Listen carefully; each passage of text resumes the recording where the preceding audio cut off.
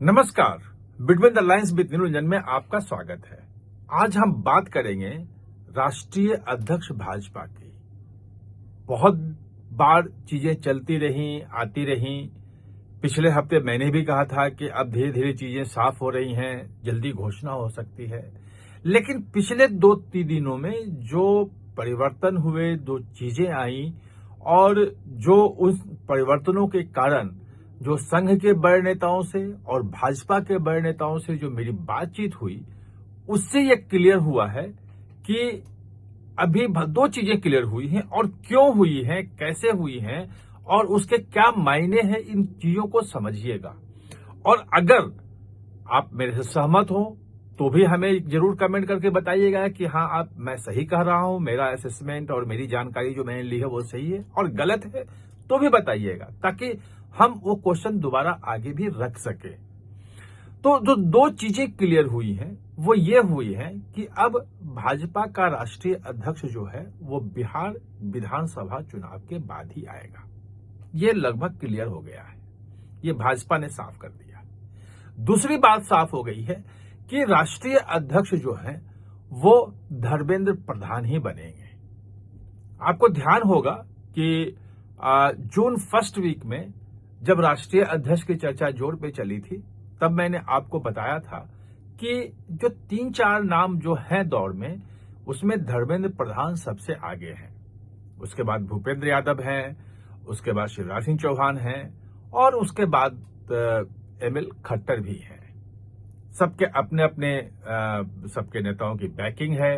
कुछ शिवराज सिंह चौहान को चाहते हैं। भूपेंद्र यादव और धर्मेंद्र यादव लगभग बराबर रेस में दौड़ में हैं और कई बार धर्मेंद्र प्रधान और भूपेंद्र यादव बराबर रेस के दौड़ में हैं और कई बार धर्मेंद्र प्रधान खुद भी बोल चुके हैं कि शायद भूपेंद्र यादव जी बन जाएं, वो मुझ पे भारी पड़ सकते हैं। कई बार कई लोगों से चर्चा में उन्होंने कहा भी है ये। लेकिन मेरा जो अभी पूरे तजुर्बे के साथ है कि जितना मैं फंक्शनिंग को जानता हूं, वो तब से मैं समझ रहा था कि धर्मेंद्र प्रधान ही आगे बनेंगे। रुकावटें थी, बहुत सारी थी, संघ की तरफ से भी थी, संघ की कुछ और पसंद थी और संघ में भी कोई एक व्यक्ति की एक पसंद नहीं थी। अलग अलग लोगों की अलग अलग पसंद थी। दत्ता जी की कोई और पसंद है, अरुण कुमार जी की पसंद कोई और है, और अंत में जो मोहन भागवत जी ने जो कहा था 28 अगस्त को विज्ञान भवन में कि हम इसमें कोई हस्तक्षेप नहीं करते हैं, जिनको चुनना हो वो चुन लें, हमें उसमें कोई करना नहीं है। वो पॉलिटिक्स बेहतर जानते हैं, हम जो है शाखा लगाना बेहतर जानते हैं, हम एक दूसरे के काम में हस्तक्षेप नहीं करते हैं। लेकिन उन्होंने ये भी कहा था कि हाँ, सलाह मशविरा तो होता है, और उसी सलाह मशविरे के चक्कर में चीजें रुकी हुई थी। जो पिछले 16 सितंबर को जो बैठक हुई थी, देर रात में बैठक हुई थी 11 अशोका रोड, जो पुराना भाजपा मुख्यालय है। अरुण कुमार जी भी थे और जेपी नड्डा भी थे और आपके बीएल संतोष भी थे। अरुण कुमार जी वो हैं संघ में जो भाजपा को देखते हैं, प्रभारी हैं भाजपा के, और उसमें 4 राज्यों के हुआ था कि ये तय हो गया था कि 4 राज्यों के प्रदेश अध्यक्ष दे दिए जाएंगे और राष्ट्रीय अध्यक्ष की भी बात हुई थी कि फर्स्ट वीक में जो है वो राष्ट्रीय अध्यक्ष के तारीखों की चीजों का ऐलान भी हो सकता है। और उसके बाद मैंने आपको खबर भी दी थी, सब कुछ दिया था। और इस बीच में जो चुनाव समिति है वो भी बताया था कि उनके लोगों को यहां दिल्ली में रहने के लिए कहा गया है। लक्ष्मण वहां पे हैं जो ओबीसी मोर्चा के प्रमुख हैं और संबित पात्रा भी उसमें है। तो इस ढंग से सब लोगों को यहां कहा, आए भी लोग, ऐसा नहीं है कि नहीं आए, दिल्ली आए भी। और जब मुझे सूचना मिली और हमने जब उसमें पता करने की कोशिश की, उनके नजदीकी लोगों से उनसे पूछवाया, तो कहीं कुछ निकल के नहीं आया और दिल्ली आकर के एक दिन में ही सब वापस भी लौट गए।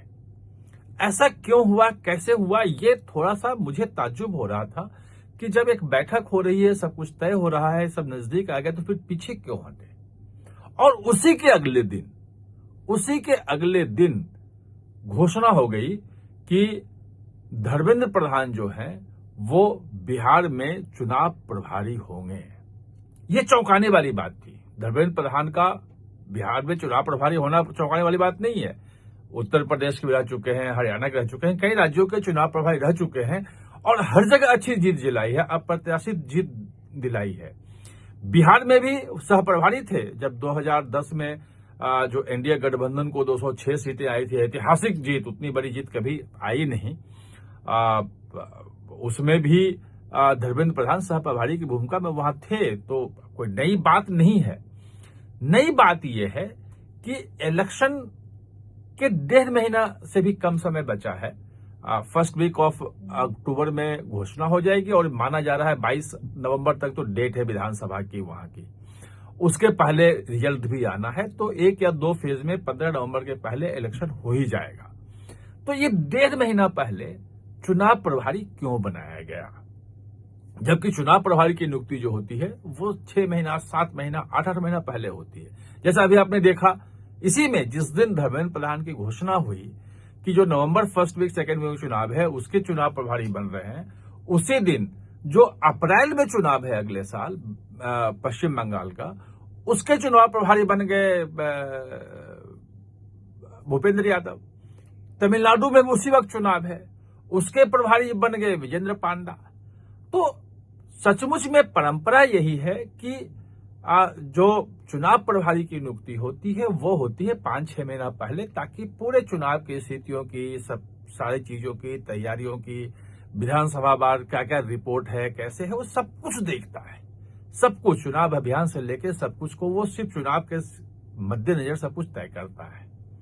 ये अचानक इतनी घोषणा क्यों हुई, ये एक बड़ा सवाल था और इस सवाल को लेकर के मैंने बहुत सारे नेताओं से समझने की कोशिश की और जो लब्बो-लुबाब निकला वो लब्बो-लुबाब निकला। और कई नेताओं ने तो बिल्कुल एकदम साफ साफ कह दिया कि ये साफ है, बिल्कुल एकदम लिख के भाजपा के शीर्ष नेतृत्व में कर दिया है कि अब धर्मेंद्र प्रधान जो है वो राष्ट्रीय अध्यक्ष होंगे। क्योंकि बिहार में तमाम चीजें चल रही हैं, प्रशांत किशोर की बात चल रही है, भाजपा की सीटें कम होने की बात चल रही है, भाजपा का वोट बैंक काट लेंगे प्रशांत किशोर, वहां पे करप्शन को लेकर हमलावर हो रहे हैं, एसआईआर को लेकर राहुल गांधी हमलावर हुए, मुद्दा नहीं बना, तेजस्वी जो है वो अलग निकले हुए हैं। ये तमाम चीजों के बीच में जो भाजपा का अपना असेसमेंट आ रहा है कि हम बिहार में एक बड़ी जीत की तरफ बढ़ रहे हैं। और पहले जो फर्स्ट वीक या सेकेंड वीक तक जो था कि वहां चुनाव प्रभारी नहीं होगा और अमित शाह खुद उसको देखेंगे। खैर, चुनाव प्रभारी हो या न हो, देखेंगे अमित शाह ही। अमित शाह वहां हैं, आज 3 जो है बचे हुए सब कार्यकर्ताओं के साथ, बूथ लेवल कार्यकर्ताओं के साथ बैठक कर रहे हैं।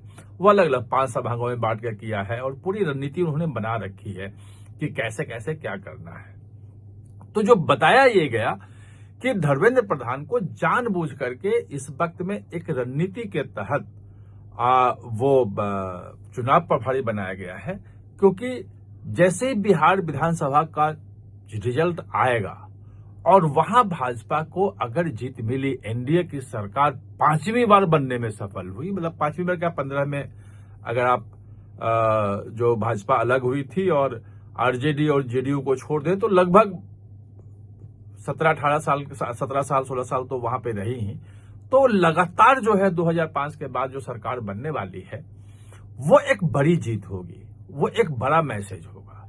और जिस दिन उनके नाम की घोषणा हुई, जैसे ही शाम को आया कि भाई इनको वहां नियुक्त किया जाता है, तत्काल वहां पे जो एक मतलब मीडिया में भाजपा के लोगों ने ये भेजना शुरू कर दिया कि देखिए, इन्होंने उत्तर प्रदेश 2022 की जीत दिलाई थी, इन्होंने हरियाणा में ऐतिहासिक जीत दिलाई, ये 2010 में जो ऐतिहासिक जीत भाजपा को मतलब एनडीए को मिली थी, 2006 सीटें मिली थी, उसमें भी ये सह प्रभारी थे।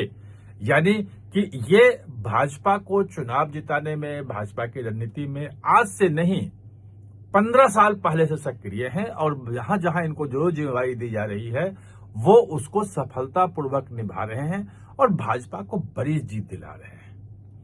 ये जो क्लियर कट है, जो मैं समझ पाया और कई लोगों से बात करके समझा, कोई ऐसा नहीं कि मैंने अपने मन में सोचा और मैंने आपको बता दिया कि ये पूरी की पूरी रणनीति है। इस रणनीति में कौन कौन लोग शामिल हैं, क्या क्या है, वो अलग मुद्दा है, वो बहुत ऊपर की बात है, उसमें मैं नहीं जाऊंगा क्योंकि वो सिर्फ स्पेकुलेटिव होगा, अंदाजा लगाना होगा। अंदाजा लगाने से कोई फायदा नहीं है। जो ये चीजें निकल बिटवीन द लाइंस जो ये समझ में आ रही है वो यही कि भाजपा ने साफ कर दिया है, जितने भी नाम चल रहे थे वो अब साइड लाइन है। 1.5 महीने बाद देखा जाएगा क्या होता है, लेकिन अब भाजपा का नया अध्यक्ष बिहार चुनाव के बाद आएगा और धर्मेंद्र प्रधान जो हैं वही भाजपा के नए अध्यक्ष होंगे। आप हमारे साथ चर्चा में जुड़े, इसके लिए बहुत बहुत धन्यवाद।